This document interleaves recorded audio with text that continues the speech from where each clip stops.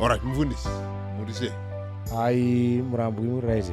Ndosunura kurisei takawa kuti makabetsegwa. Yes. Mwana ari right zvake. Tinotenda mupenyu Mwari akanaka. Good. Yes, sure. Saka muri kumbonyivaradzawo mwana here kana kuti ndizvinoitwa namai? Mabasa ekurera vana ndaana mai asi kana vachiri vapwere vadoko kudaro. Saka vana baba havafaniri kutombobatikana? Tofanira kupinda mundima tobatikana nekuprovhaidha zvese zviri kudiwa.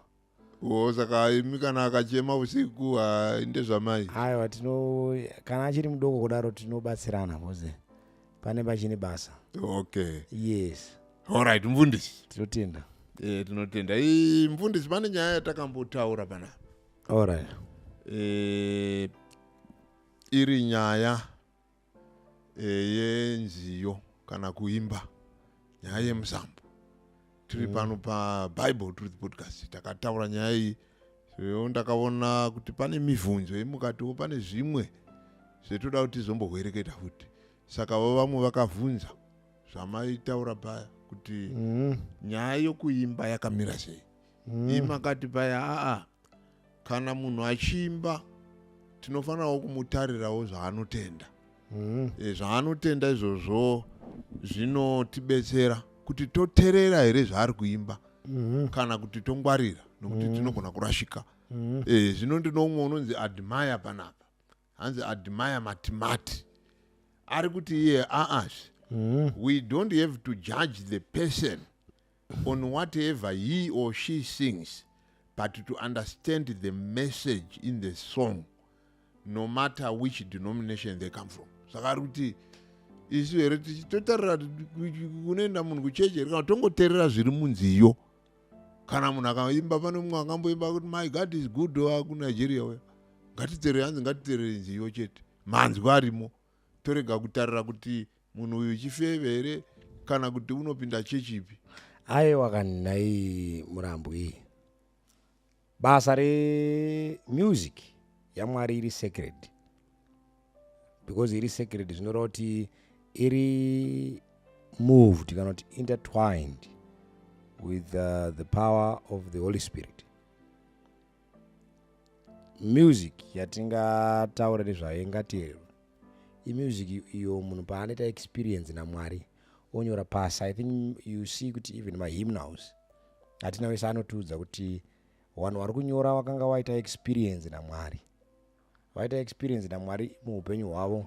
They were now inspired to write. Even when you read the book of Psalms, vanhu vari kunyora ma-experiences avo. You read mahymns ana Asafi, handitika mahymns ana David, vari kuimba ma-experiences avo. So tikati tirege kutarisa munhu ari kutinyorera neari kutiimbira tarasika. Because isati yachinja ini nekuinspire ini, inofanira kutanga yabata nekuinspire one akainyora neakaiimba. Kana zvikasadaro it becomes hypocrisy. So we must always avoid hypocrisy kana tichita zvinhu zvaMwari. Saka dambudziko ratindaro nderekuti tine vanhu vari into hypocrisy. Uda kundiimbira zverudo, when you yourself you are divorced, you don't appreciate love. Asi uda kundiinspire ini kuti ndifarire kuva munhu ane rudo. Saka kazhinji people always want to reflect back vachitarisa kuti munhu aimba wacho iyo yamuchinjera. Music ine power, music inotanga yachinja the one who is delivering it to others. So kana zvikasaitika izvozvo then panova nehypocrisy papo. Saka tinofanira kutotarisa kuti ari kuimba. Ndisaka uchiona ndezvagara zvinofambirana zvifeve nepfambi vanotoimba music inopromotawo chipfambi. Avo vakasangana naMwari vanoimbawo experience yavo nekusangana naMwari. Hakusati kwaita pfambi ingaimba zvaMwari iyo iri pfambi isina kutendeuka. Ndopandati pane paitika hypocrisy, pane paitika deception, pane paita Satan auya muchimiro chemunhu. Alright, muri kuti hypocrisy. Jesu wakambotaurawo nemaFarisi akati mahypocrisy ava. Zvavanotaura hazvo zvavanodii havo, zvavanorarama. But Jesu wakazoti itai vaiti vezvavanotaura kwete zvavanoita. Saka apa vari kuimba vachiti indai kusabata, achiimba mutoti munhu waimba zvesabata mataura zvakanaka kuti Jesu muprocess akavaudza two sides. Akati chekutanga vanhu vamuri kuona vanotaura zvinhu zvavasingararami. Saka imimi zvavanotaura zvakanaka mukazvibata zviraramei, asi musaite sezvavanoita. Saka atanga ataura hypocrisy yavo kuda kuti Jesu ari kutorambidza pfungwa yekuti munhu ataure zvinhu zvaasingararami. But because anga aine audience, zvatiri kungoita izvo kuti pane vanhu vari kuimba music iyo vasingararame mumusic iyi hypocrisy. Asi kana tikainzwa yamumastreets tinogona kuinzwa, but we don't want to appreciate nekuramba tichipa muimbi uyu mukana wokuramba achitiimbira iye asingaponeswi nezvaanoimba. Zvakafanira kuti ndiye anobvuma even tikanga tauya kumharidzo, because kuimba kuparidza anobvuma kuti aramba achiparidzirwa nemunhu asingararame vhangeri raanoparidza. Hakuna, with time people will run away from such. Alright, mufundisi, saka muri kureva here kuti vezvimwe zvitendero havafaniri kuuya kuchechi kwenyu kuti vazokuimbirai? Vachiimba kuti chii? Vachiimba nziyo chinoita kuti hatipinde tese, zvinotudza kuti takasiyana. Tinongosangana nadzo mastreets kwavanodzirilisa ndokwatichadzinzwira. Izvo zviri safe pane kuzvitora tozvisa muenvironment yedu. Chinoita kuti tisapinde tese ndo chinoita kuti tivarambidze kuimba pakati pedu. Saka uchiona even kana tikanga tauya kumapodcast anaya tikadedza munhu asiri musavada inani Adventist akagara, tinofanira kuti tine Adventist aripo to defend, because tinotya kuti akazvita arega. Saka uyo akaya achitiimbira ari one, we never know what he is going to sing in our podiums. But I know kuti tinaye vane musikanzwa wava pakati pedu wari kuita tsika idzodzi. Alright, saka muri kuti imi havakwanisi kuuya paSabbath school yemunoitai voimba iri nzira yekuti moda kudzidza navo? Aiwa, iplatform yakatosiyana.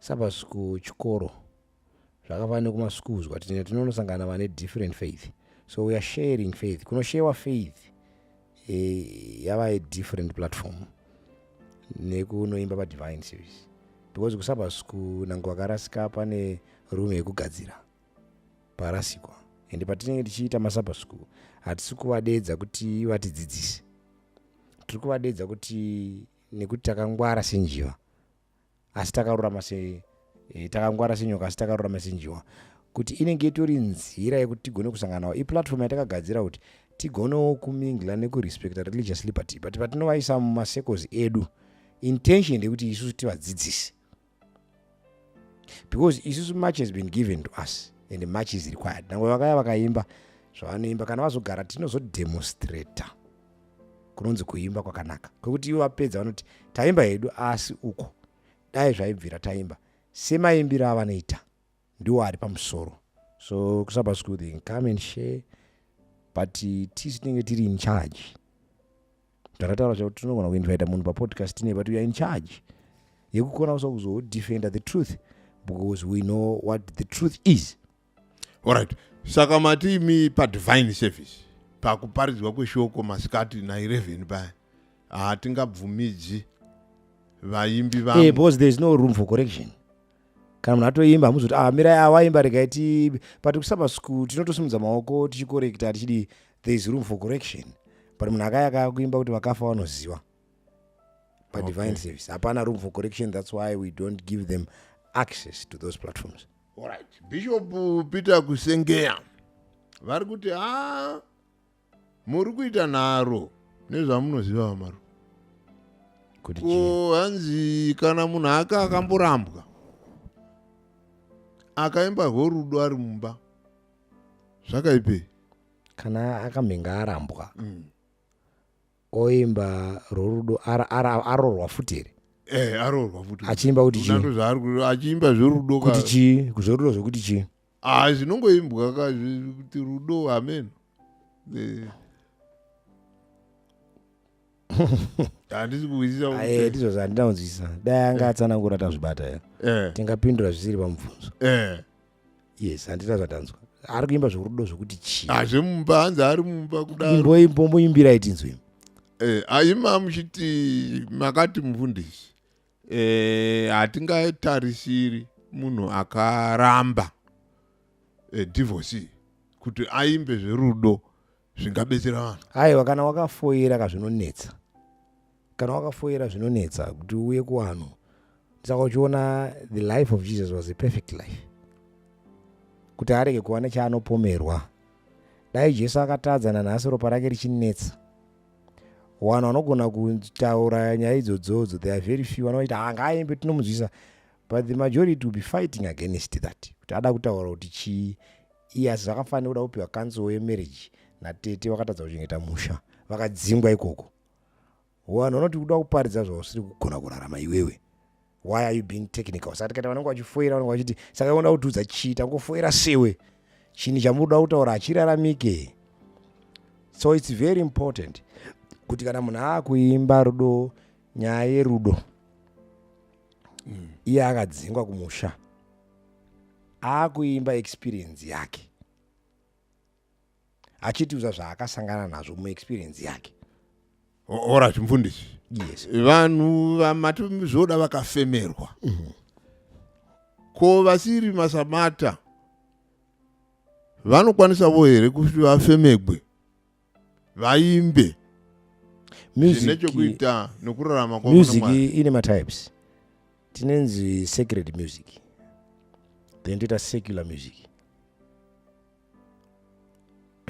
Saka kusecular music vanhu vanofemerwa. Nani? Nechinovafemerawo ikoko kwavanoimba. Vamwe vanotora bute kuti vaimbe kuti vaone kufemerwa. Vamwe vane chikafu chavanodya, vamwe vanonorara pasango kuti awane inspiration. Saka kusecular music kune zvakawanda zvinoitwa, vanhu vachitoimba nziyo dzinoinspire community, but zvisina influence yemweya waMwari. Alright, go. Sacred music iyo ine influence ya Holy Spirit. Ndiyo yatinowana musangano raMwari. Inoti kana ikanga yaimbwa in the touch the soul of man, even the angels can join this music. Ngirozi nawo macheso akaimba sei zvinochinja community, ngirozi hadzimujoini chero akaimba gospel. Bozi ari kuimba ari kusecular, ngirozi hadzijoini. Nangwe mashoko acho akanaka, angels will not sing with him. Anoimba ake vanhu kuti akaimba zvakanaka. Because listen, mu great controversy mune truth and error. Kauti mune truth and deception. Deception immingling of truth and error. That's why uchiona vanhu vanoimba munyika vane music yavanoimba yakanaka neyavanoimba yakaipa. That's why they are not supposed to be trusted. Because the next day vari kuimba zvinhu zvinoinspire community, the next day vari kuimba zvinodestroy community, the next day vari kuimba garisani mudzimba, the next day vari kuimba doro rinonaka. Saka paakaimba zvokugarisana zvakanaka mumba akaita zvakanaka, but hatigone kumutrusta because the next day achativhurira futi imwe track inotaura kuti doro rinonaka, handei kubhawa tinofara, pinda 1 ndakusuwa, pinda 1 nechifeyo chako, dai wataura 1 tatotanga kutiza. That's why vanhu vari munyika vari kuimba secular music cannot be trusted. We only trust those who are inspired, who are singing sacred music. Alright, mfundisi. Imi mati tingangovimba nevavo. Muri kureva vanhu vakatoponeswa vanorarama naJesu handiti. Ko muchechu ndivose here vanoimba sacred music takatarira magroup? No, ndozvatiri kurwa one every day. Saka tati ngatiite podcast. Tatambura nevanhu vari kuda kuimba muchechi vari panyama, vasina inspiration yamweya mutsvene. Alright, tingapona sei kuti munhu uyu uri panyama kana kuti une inspiration yaMwari kana achiimba? Kana achiimba tingaona sei? Rega ndimbowerenga nokuti bhaibheri rakanyora nyaya idzi, pana ndoda kuti ndimbodraw attention kwamuri. I think today ndoda kushandisa mabooks emu spirit of prophecy kuti atibatsire kunzwisisa dzimwe nyaya. Ndoda kuverenga panapa ndamboerenga Counsels to the Church page 172. Panonzi panapa, the art of sacred melody was diligently cultivated. The art of sacred melody. Anditika? Because music in a rhythm, in a melody, in a harmony. Anditika? So there's this melody, there's a rhythm, yacho. Then there is harmony. So panonzi panapa, the art yekuda ku maintain a sacred melody was diligently cultivated. No frivolous words was heard. My frivolous words. Pamba singina izvozvo uda kutonge kufadza nyama. Nor flippant song that should extol men and divert their attention from God. Music haifana kubvisa attention yedu kuna Mwari. Mukaona taakutaura vanhu, we know from background the Adventist music. Masoprano anenge ari 5, matena ari 6, mabaraton ari 4, mabesi ari 10. Nango vaimba kudaro. Tenda tenda tenda tenda. Vakaimba muri mkuru munoera timishe. Wemadzishe. Apana aibva achiti ningi webhesi anorova, ningi wefirst anorova, kusvikira vane mazita. Magroups aya akaimba music iyoyo nanhasi vamwe vacho mazita avo hativazive, because music yanga isingatibvise attention iri kuda Mwari. Nanhasi tinonzwa music yevanhu ava, vamwe vacho hativazive. They inspired us, we moved by their music, we don't even know their names. What we only hear from music yavo, it is the word and the name of God.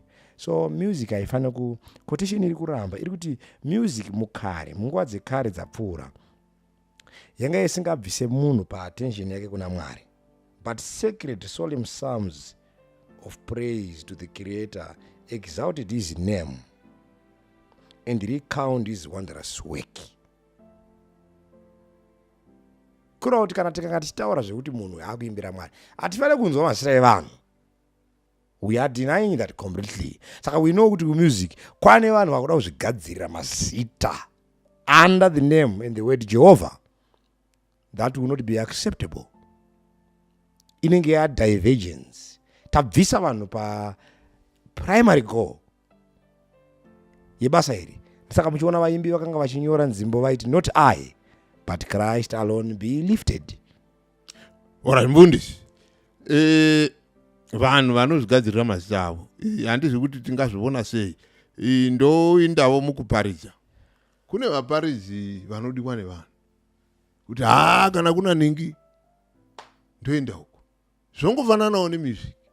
Pane vanoti kana kune show power huko, kana kune delegates, kana kune Advent ambassadors, kana kune ndichaenda huko. Munoti china kurasika. That is why we don't create disciples for ourselves. We are not creating disciples for ourselves. We are actually rebuking that. Chatingaita isusu kuti tiunganidze vanhu kuti vaone Kristu. Kana mazita edu akataka kuva nembiri kupfuura zita raJesu, nesu tatadza kuita basa iri zviri correct. Kana vanhu vakanga vateera muparidzi, havasi kufanira kuteera muparidzi. Vari kuti message yaainayo, maridzo yake inoita kuti ndione Mwari. Asi maridzo kana maimbiro separate. Ndatoramba izvozvo. Ndati kumusic kune hondo, because vanhu pavakuimba iko zvino, even vabva ikoko havachabva vachiti ndaona Mwari, vari kubva vachiti ndaona muimbi, ndaona shower power, ndaona muimbi. Asi Mwari, vanhu ngavateere vachiti ndinobva ndaenda pana Mwari. Saka vanhu ngavasati tiri kuinda kugroup, ndaenda kunonzwa Mwari mukuimbira, noti kuti ndaenda muparidzi uri kuparidza vhiki rino, Mwari waunoparidza ndiye wandinoda kunzwa. Saka akagara haneneni. Intention is not attention haisi pandiri, but attention iri pakuti anzwe Mwari ari kufamba neni. Alright, pane vari kutaura panapa ndonga ndimukoma McDavid Mberi. Hanzi 9th, 12th, 16th and even to some extent 8 beats are not for worship. Kuda zviri technical. Kuda vangazotangwa mutaura andika. Zviri technical. Kuda ndo zama muchimbotaura zvokuti vanhu vachidaro ameno handisi. Saka izvi mukoma Mberi tinotenda maybe tichambokudanai kuti muye mudi mutsanangure nyaya muri kutaura. Alright, pano mwari kutaura panapa. Ari kutaura nyaya yengoma, ndokunga nyaya yengoma takaitaura. Iye ari kuti zvemuri kutaura apa mufundisi zvamakataura muri kuda kudzikisira ngoma nokuti ndeyechivanhu nokuti matora zvekuvarunguku ndo zvakuku pinzai pabasa ndo zvakukubhadharai. Saka maakuda kurashira chivanhu chedu kure. Icho chivanhu chedu chirivo chaiti tinoenda kuna Musikavanhu. Aiwa hatidhibhete chivanhu nekirishaniti zvinhu tu zvakasiyana Marambwe. Paangutaura kuti chivanhu chedu atorasika. Chivanhu chinofana kunge kana chakanaka chinofana kunge chifambirana neshoko raMwari. Chikadzamara changopoka neshoko raMwari tinosara tiine shoko raMwari. Asi kachivanhu mufundisi vanhu vane maimbiro avaita pachivanhu ekurindidza ngoma, kuvakaridza ngoma vachirumbidza Mwari. Hapana chakaipa. Takataura vanhu kuti hapana chakaipa kuti vanhu varidze ngoma. Kana vakagara pasi vakadhozva tichada kuti tiite vakawirirana wobva waziva kuti vachange vachiiridza sei. Saka muchiona music ine anonzi music directors. Saka muchiona hasi munhu wese anoimba muchechi vane matarenda vanoziva ndo vanobata basa iri. Saka kuchiitwa inonzi practice session. Vaparidza hati practice yekuparidza. Alright, mufundisi, pane nyaya yatakataura inenge iri kuda kuti vanhu vahwisise panapa. Nyaya yemichato, maimbiro anoitwa pamichato, kuti anofana kunatso kumira sei. Vanhu havangakwanisipo here kuimba toti munhu wotora nziyo yakaimbwa naOliver Mtukudzi pamuchato inonzi svovi yangu oda kuimba. Aiwa kani Murambwe, I think itaita dambudziko especially semakristu also nemasavadha. Hatina vaimbi here vanonyora nziyo. I know magurupu akaita sana Tsuri Yedenga wakanga waine nziyo dzipamuchato. Nasu wachata muchato mutsvene musha mutsva ngauropafadzwe. Handisi mimbi. Ngauropafadzwe nemi Mwari. Pinda muchati 1 2 pinda muchati tikuone. Aye wakati tiri kuda kutaurira Murambwe. Why uruda Oliver Mtukudzi way? He is a secular musician. Alright, mufundisi. Ane vanhu vari kutoseva kusecular world. Tiri kutaura kuti zvinhu zviri sacred muchato unodepicta relationship yaKristu nekereke yake. Unoratidza also mafuture events apo Kristu achapiwa Jerusalem. So whatever we are going to do on our weddings, we are preaching a sermon. We are not a church of entertainment. We are not a congregation to promote entertainment. We are a congregation to represent Jesus. Ndo basa redu iroro. Ngatiitika vanhu vanonyora nziyo dzinotisevha pamuchato iyi. Kwai tinoda kutanga kuti zvatakaimbirwa naOliver Mtukudzi akaimba zvakanaka ari kusecular world zvesvovi yake. Wariko wachatora vemuchato yemusecular vacharidza Oliver Mtukudzi. But isusu much has been given to us, so much is required from us. We can write better songs than Oliver Mtukudzi because we've been given much. We know more of music. We have a lot of information about sacred music. Inototi vanhu vakanzwa kuti man, maivepi kuti chiimbirwa nananhengi vemunyika. tingada tiri kutungamirira vanhu vari kutotora vanhu vemunyika vachitotora music yedu vachinoiridza mumichato yavo. Sei tisina vanhu vane wisdom yakakura kudaro? Alright, mufundisi, michato yenyu mazuvano yekuchechi kwenyu mufundisi, ndomboiinda ini ndanzwawo muchiimba zvamamuchiimba apo. Zvamamuchiimba izvi hazvichapindi mumichato yenyu izvi, zvarashika pamichato yendakaona yenyu yomuchechi yose. Mizhinji yacho michato mishoma mufundisi, inganzi inoimbwa sezvozvo. Kuda umwe wandakandoona kugokwe musi unoyu ndo wandakanzwa kuchiimbwa sezvo muri kutaura izvi, kuchitorwa gurupu riri kuimba amapimbo amunandi. Asi magurupu mazhinji ezvi michato mizhinji vava kuimba vanoda dzine mainstruments instrumental.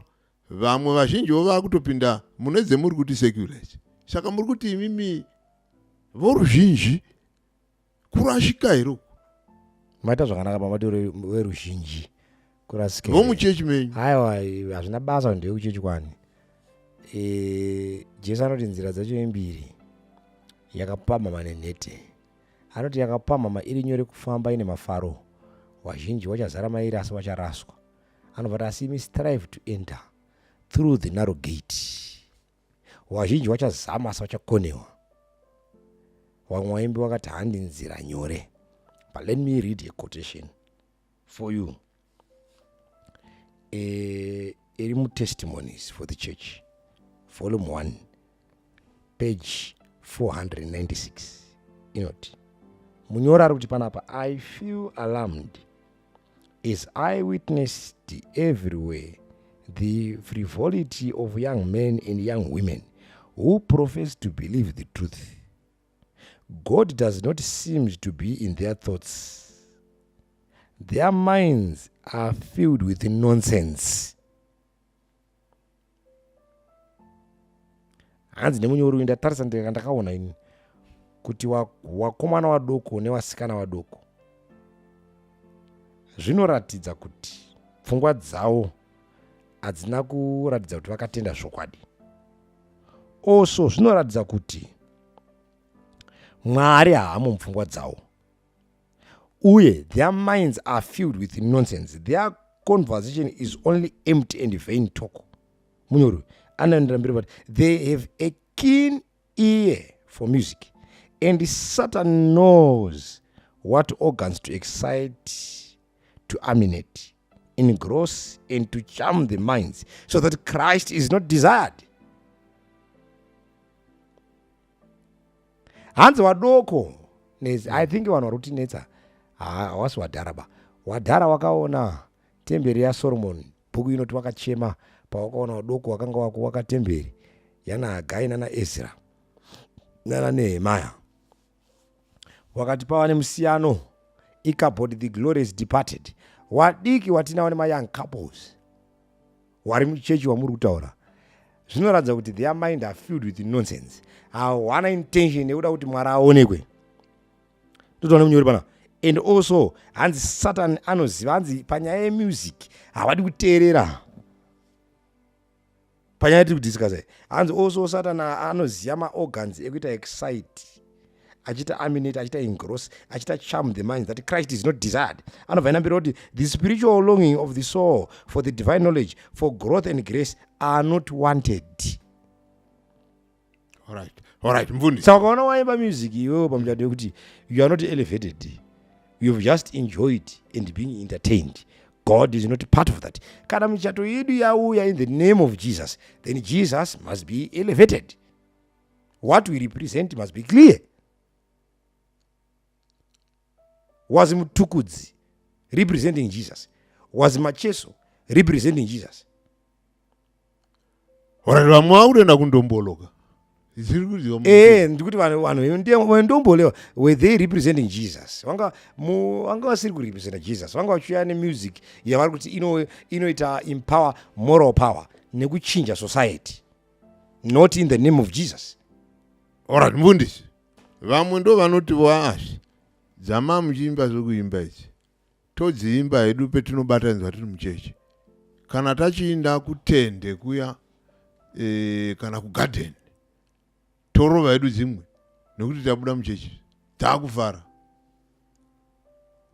aiwa ndozvanditaura kufara kuita seko Kufarira muchato. jesu haabviswe jaketi achipfekwa ndosaka chinzi nemavhesi pray without season kuti nguva dzose uri pamunamato kureva kuti zvekunamata hazvinzi tambosiya tinorepresenta jesu in every environment but mukufamba kwatinoita munyika mune zvirimo mune music irimo inoridzwa munyika yatiri kuti secular tinosangana naye kana ndaa kugarden handiti ndikasanganawo navo vanoimba kana vamwe vari kuitawo muchato panext vachiimba dzemunyika ndasangana navo ndinotonzwa kuti vari kuimba kuti chii.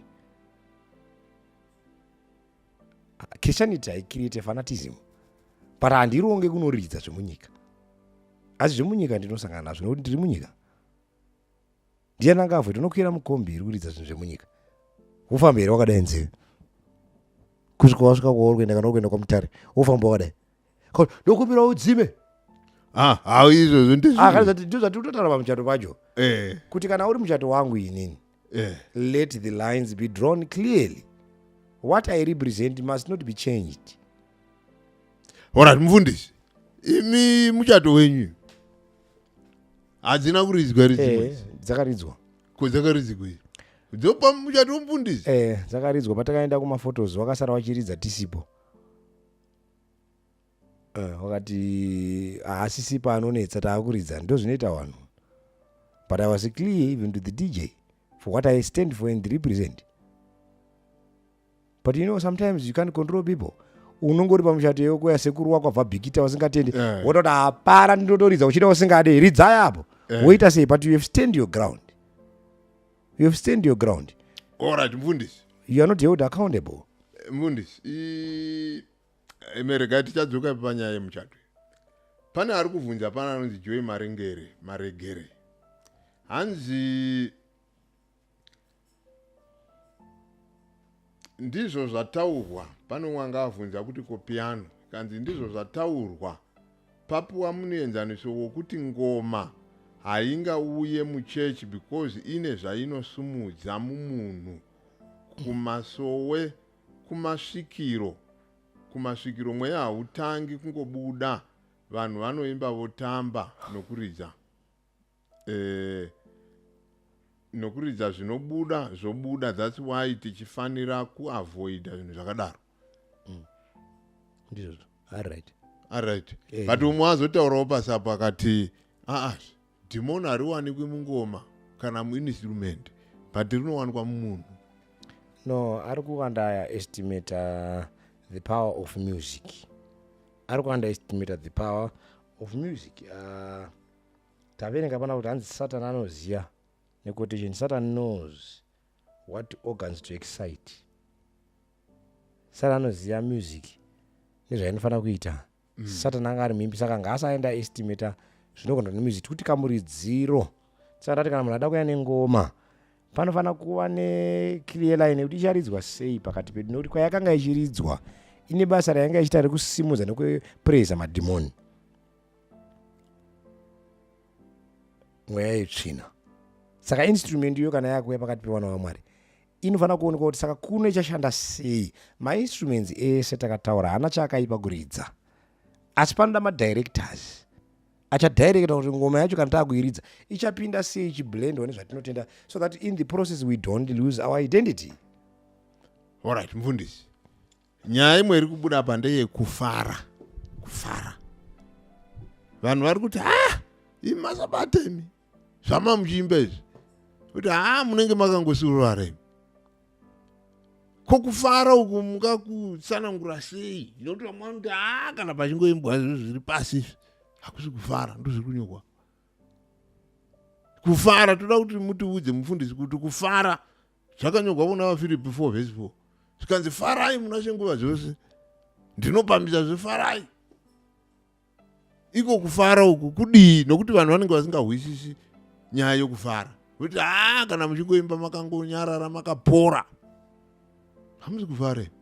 Noimwe nyaya iri kubuda panapa yekuti hanzi expression, the way you express kuna mungada kutsanangura. rega ndiverenge maquotations mamwari pana ndiri kuverenga mubhuku rinonzi Selected Message volume 2 page 35 na 42-45. Hanzi Satan tries to put his stamp upon the work of God and stand forth in purity. Satan achida kumira kunge iye ndiye akarurama. The Holy Spirit has nothing to do with such a confusion of noise and multitudes of sounds and pass mweya mutsvene haapinde munoise nemamultitudes of sounds. Satan's work aimed to deal in confusion of such music which properly conducted would be praised and give glory to God. These things so you see kuti munyori ari kuisa pfungwa ari kunyora pana kuti ukaona music yakawanda noise vanhu vari kuda kufara vachifadza nyama apa vachiti vanamata Mwari zviri kukontradicta nezvatinodzidziswa nebhaibheri. John 4:24 inoti Mwari ndimweya, vanomunamata mumweya nemuzvokwadi. Ukarenga John 8 Romans 8:7 inoti zvino vari munyama havagoni kufadza Mwari nekuti nyama haigoni kusvisa pasi pemurayiro waMwari, haigonewo. Saka chavari kuda kufadza nyama. What are we saying? God is spirit.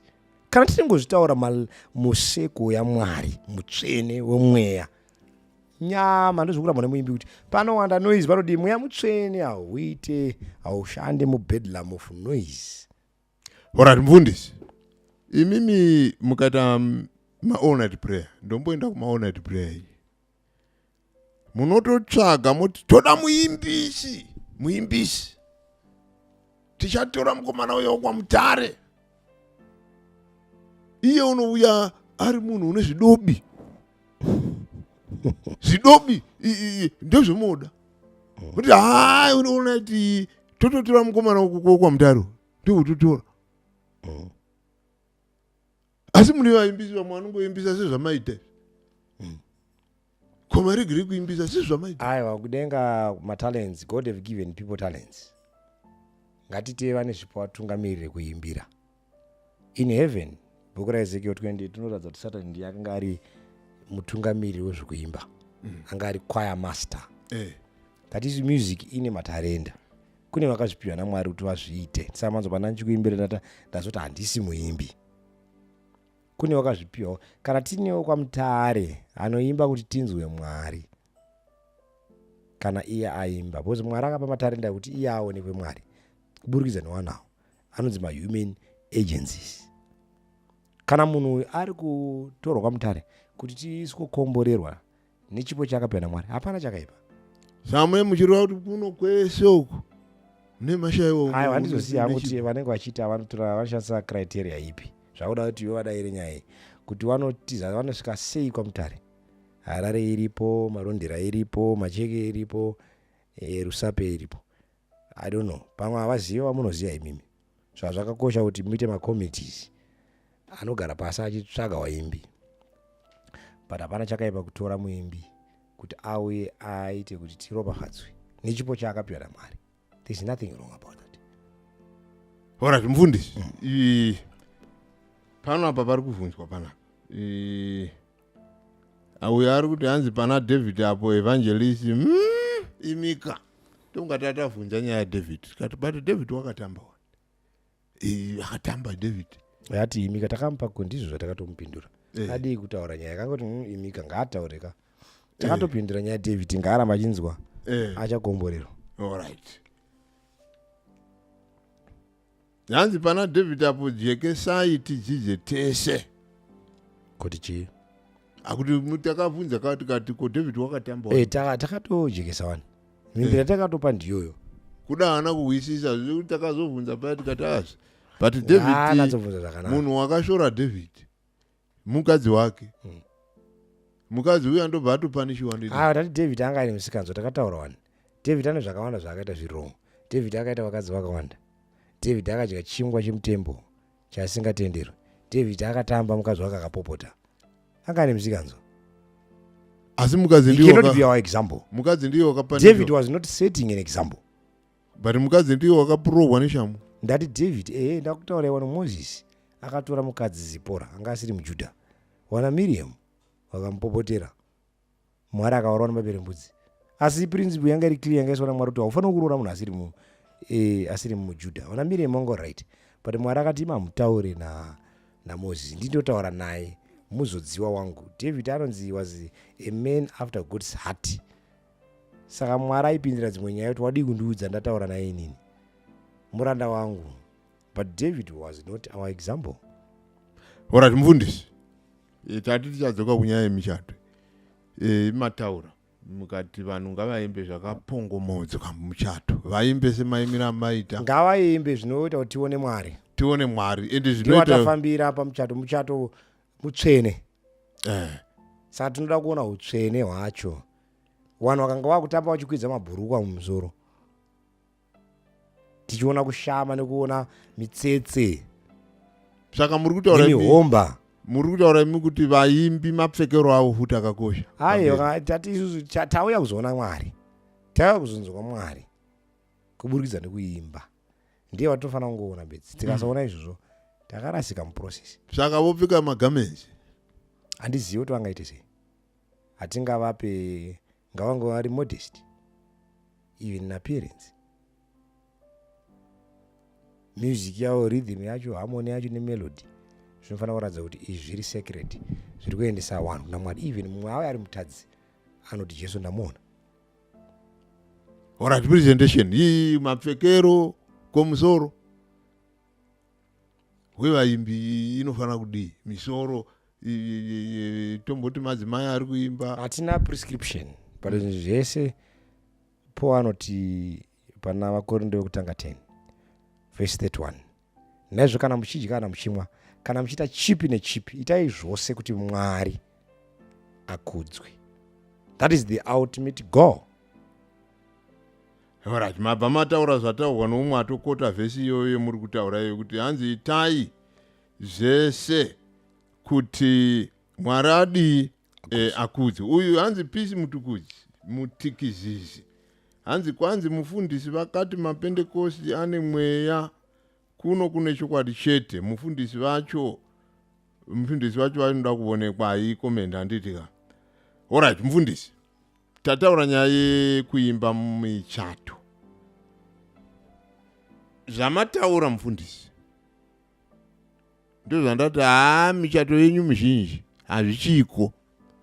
Kureva kuti makuonewa here sevafundisi, nokuti kare toziva kuti imi mairova vanhu neshamu vanotamba pamuchato, maivarova imi, mairova vanhu neshamu vaiindisa nziyo dzisiri dzechechi pamuchato.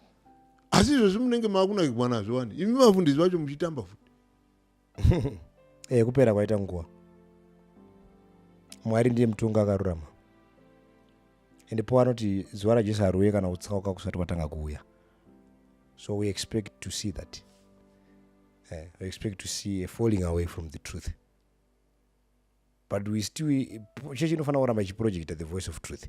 That's why we are here with this podcast. Zvimwe tingaponesawo mumwe wani. Hatiparidzi vhangeri kuti vanhu vatendeuke pamazuva ekupedzisira. The gospel of the kingdom Jesu anoti tichauya so that it becomes a witness. Kuti nani achanzwa nyaya iyi tatopedza naye. Zvokuti vachazonoitei hatinei nazvo, Mwari ndiye achatonga vanhu. Isi tinofanira kuvaudza what is right. We don't force them to follow that. Intention yedu. Mfundisi, pane kuimba tikatarira idzo imbuku dzenyu idzi dzine manotsi. Manotsi awo akagadzirwa nani? Anobva muBhaibheri. Aya music yese manotsi ari kufollowa temple, kuti timaintain temple, kuti tisarase meaning yesong. I think zviri technical zvavaura vanonazoziva kuti anofamba sei manotsi aya. Ina handisi muimbi, but I think ndo zvitoripo in primary kuti pairi kuimbwa haisi kumhanya, iri kumira painofanira kumira, panofemiwa pari kuonekwa, technicalities emusic. That's why that panofanira paine masters, choir directors vachidirector, inotodirectwa music kuti inofamba sei, iri sacred, hatingoimbi. So manotsi akanaka anongoita kuti tisarase temple, tisarase meaning. Asingazivi manotsi haangaimbiri Mwari here akamukudza. ndosaka chipo chisina kupiwa munhu wese. Vanhu vakanga variko kubva kare akasavasi wese wakaimba waifamba naMwari. Kwakutone vanhu vanga vari vane zvipo chipo kuimba chinotopiwa munhu naMwari. Saka kune vanongoimba aiwa zvaitaurwa zvinyorwa but havasi wese vanozozvigona kunyange zvakanyorwa. Ndinogona kuimba zvandinoimba vanhu vachitanzi muri kuimba zvenyu asi musi kunatsogona muri kuita discord but ndichiimba but mune makanganisa aiwa discord haiite because inoita kuti munhu asafarira kunzwa. But imamuzivi kama nozi chirega kavanoita vaite saka ndonyarara muchechi chirega vanoita vaite handichaimbi muchechi kana vane discord uri kukanganisa flow of the music. Chirega vanoita vaite discord will be seen because uri kuprojecta kuti God is ane discord is out of order. Zvinhu zvezvo zvinofanira kunge zvine order hazvifana zviri discord. But iyo order yamuri kutaura imbundisi ichitahwa kuti munhu waimba zvikuru ndiSatani ndobva adzingwa kudenga. Order yemunotaura isiri discord isiri chii tinoiwana papi mubhaibheri kuti chii yemuri kuti discord chivi tinozviwana papi. Aiwa ukaverenga bhuku raSpurs ndo music unoona kuti zvakanatsorongedzwa zvakanaka. But manzwi yanga iri music but uchiwerenga unoona kuti zvakarongwa zvakanaka. Saka udi kuti kana wakuzviwerenga kana kuti ukazvida kuzvitranslata kuita song wanhu worasa meaning because kuti discord hausi kuziva panofemewa, hausi kuziva panomirwa, hausi kuziva panoda kumhanyiwa, hausi kuziva patoda kudi patoda kudzikira voice patoda kukwira. Saka waimbi wakangondobata mazwi iwaya wane zvipo zvacho vanotranslata zvakanaka zvakanyorwa totozvinzwa zvamunziyo. Imati hamusi muimbi saka hamuchabvumidzwi kuimba muchechi. Aiwa ndinodairira kana waimba wachiimba asi handiimbi. Kudairira ndodaira kana muimbi nangu ari kumberi achitungamira ndiye nchidaira zvaanoimba. Kana ndikanga ndaona kuti ndiri kurasa chuni ndinoimbira pazasi kuti ndisakanganisa uyo ari kunzwa kutapira kuri kuita song ichitungamirwa nemuimbi. Alright, mvundisi mati church haifaniri kunyarara kana pachikanganiswa sezvakaita kumichato. Mati vazhinji vakuti kutorashika kwakuitika ende zvakaprofitwa kuzadzisa chiprofita ndozvamataura kuti michato maimbiro ataakuita aakuitwa muchechi menyu kuzadzisa chiprofita. Asi chiprofita chakati vanhu varashwe chakati vanhu varashwe here chiprofita kana kuti chinoda kuti vanhu vagadziriswe. Aiwa kana tikanga tisingateerera zvinotaura Mwari we are going to repeat history in its whole form. Mwari anenge atipa prophecy kuti tione pekutsika but kana tisade kuteerera then haisi mhosva yaMwari. We are going to just face the same fate yakasangana nemadzibaba edu. Tikaudzwa kunzi mazuva ekupedzisira vanhu vachange vakuita seSodom and Gomorrah. Ichiziva kuti muSodom vanhu vakatsva taifanira kungoavoida tsika iyoyo kuti tiavoide judgment inouya. But kana tikanga tadecida kufollowa tsika dzemadzibaba edu Mwari anongondirowana nekuda kwezvinhu zvemadzibaba. Alright, mvundisi pane tsika yanga isingasivonekwi muchechi menyu yemaimbiro yaakuonekwa izvozvi kufanana nemichato iyi maakuitavo anonzi macrossover pemudana vamwe vaimbi vakasiyana siyana, vamwe vanenge vakapfeka madhikazi, vamwe vanenge vakapfeka zvakasiyana siyana, vamwe vanenge vachidai kuzarurirwa nemweya here kurasika sei mati kurasika because purpose yemusic yedu isusu inofanira kungoburisa chete. Kana ndimbowerenga maquotation pana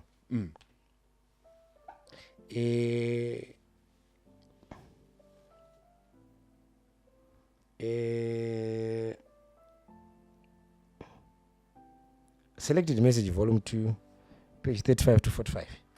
Not clear and definite instruction has been given in order to all that may understand, they may understand. But the inching desire to originate something new results in strange doctrines. Monzo here. Clear and definite instruction has been given in order that all may understand. Mwari akangaisa zvakanaka kuti ngapave nemupatano pakati pechiyedza nerima. Musasunga pajoko pamwe chete nevanotenda nevasingatendi. Ndobva enda mberi ndobva ati, but the inching desire to originate something new results in strange doctrine and largely destroys the influence of those who would have very, very important now. And it largely destroys the influence of those who would be a power for good if they held the beginning of their confidence in the truth that the Lord has given them. The things you have described taking place in Indiana, the Lord showed me that it will take place just before the close of promotion. Elinoti ari kukomenda zvazvaitika kuKMT 1900 kunonzi Indiana. Vanhu vakanga vaita tsika yekutora vaimbi vemunyika nezvinhu zvemunyika nemadrums emainstrument vachida kufara. Zvikanzi iyoyo mupfungwa dzemunhu mune Mwari kunyange akasha zvinhu zviri clear tagara tinazvo. Pane kapfunga kekuda kuti ngatimboitry timbozama zvimwe zvinyowani. Asi but mukuda kuzama zvinyowani tinotanga kusvibisa zvakanaka zviripo. Okay. Saka vanhu havachazarurigwe here kuti vachinje maimbiro. Dai nyika iriyo inotikoka isusu kuuya kuzoiimbira, kwete kuti tinokoka nyika kuti itiimbire. That will be foolishness. Okay. All right. So kotoinda uko kwakaipa nemaimbiro. Asika ndo zvimwe zvatakataura pa kuti chero imwe vamwe vacho vaimboimba mapimbo vakuchinjawo kuti zviindirane nezvechimanje manje. Saka tiri kuti here chechi iri kusara navanhu vashoma vakabatirira pachokwadi panyaya dzemusambo. Ndizvozvo Isaiah anotaura chapter 1 kudai Jehovha asina kutisira vashoma vakasara, dai takaita seSodoma takaita seGomora. Paul anodaro futi bhuku raRomans, kudai Jehovha asina kusira vashoma vakasara, dai takaita seSodoma takaita seGomora. It's not about numbers, Murambwe. It's about quality. God is not going to be concerned about numbers. Saka Jesu achiti kudenga kuchava nemufaro pana Luke 15. Kana mutadzi 1 akatendeuka, pana 99 vanozviti vakatendeuka, vanozviti vakarurama vasingatsvake kutendeuka. Denga harisi worried nemanumbers. Denga riri worried nequality yatiri kuproduce. Saka achiti men are called but few are chosen. Saka don't worry nemanumber. Asiziva kuti Mwari ane vanhu vake. Alright. Saka music vashoma vo vari kuita zvaMwari ndo zvamuri kutaura. Kana iyo statistics dzacho mabuda radzukira, then that's fine. Hatinei nemanumbers ba. Isi tiri kungoda vanhu vari quality chete. Alright, mfundisi, chii chingaitwa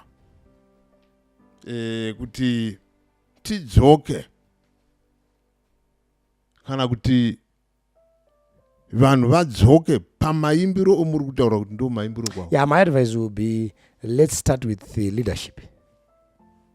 Nekuti tine vanhu vakatoiswa mapositions anokondora dambudziko iri. Tine music directors. Kubva kuofisi yeconference kuna music director. Kunosvika mumachurches tine music directors. Vanhu ava vanofanira kuti vaungane vasangane, then vogadzira a roadmap yekuti vachaita sei, because ndo vanotendera tumagurupu turiko mazuvano kuimba machurches edu. Saka muri kuti nekuita misangano inonoimbirwa vana vedu nevanhu vasingatye Mwari ava vanozvifunga ivo.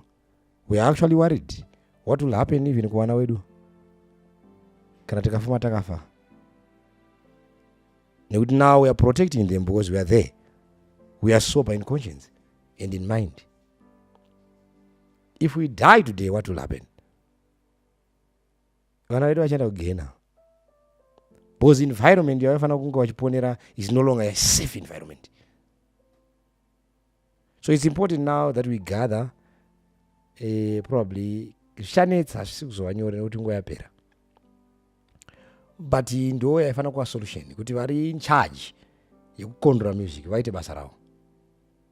But we know kuti this is going not to be possible unotaura nani waunoudza izvozvi ivanhu vachida kuita sebenzi even uchida kumira zvakanaka unoudzani vanhu vanotaka kutokurongera Jesu chayakati kana zvakadai pamuti munyoroko kuzoti wakaoma unoudzani. So I think nawo kwatava kuenda yaindodaidzworera iwe nemhuri yako uchitodzidzisa vana vako kuimba kwakanaka kutonamatira zvipo kuna Mwari kuti akupei muchiimba nekugadha music yakanaka yakaimbwa mu-old time religion yanga yakanaka ndoyotova playlist rako kuti vana vako vapone. Saka muri kuti nekutiza maguta kuenda kure neguta hapachina hope. Yeah, it seems so. There is no more hope. Hapachina tariro zvekuimba zvarashika kuti tingaimba nani unoimba nani izvozvi naEuda napastor zvapera ndimataura kuti pastor wacho ari kuonekwa muchato achitamba ndiye mupfudzika wemakwayo wamati ari kutoonekwa achitamba kumuchato asi muzodziwa ko kabati ari kutamba kabu ndiye ari kutorasisa kabu bcause ndiye anofanira kunge ari leader of spirituality kuda akafemekwa kuti kutamba hakuna ngacho yagara apa atitsanangurire saka podcast iripo munomudedza uyo otiudza kuti apa ndo pandakazviona mufundisi. Yes. Nguva yedu ndo yaita shanje. Tinotenda Murambwe. Totenda nokuuya ndonga mazviwira tati chingokurukura podcast yedu The Bible Truth ndino wenyu Murambwe Masiniri. Tati chingozama kupindura imwe mibvunzo yakabuda maererano nokuti vanhu voimba sei. Yes. Ndonga apa zama kupindurwa asi chazobuda ndechekuti kwatava kwava kumawere zvazvo kutoti umwe nomwe azvionere kwete kuti atevere chaunga nokuti nyaya yemaimbiro yapinza vanhu munyika ndozviri kutaura mufundisi. Mazviwira moga kana mune zvokutaura mungataura. Thank you mufundisi. Tatenda Murambwe. God bless you. Tatenda. Wonderful.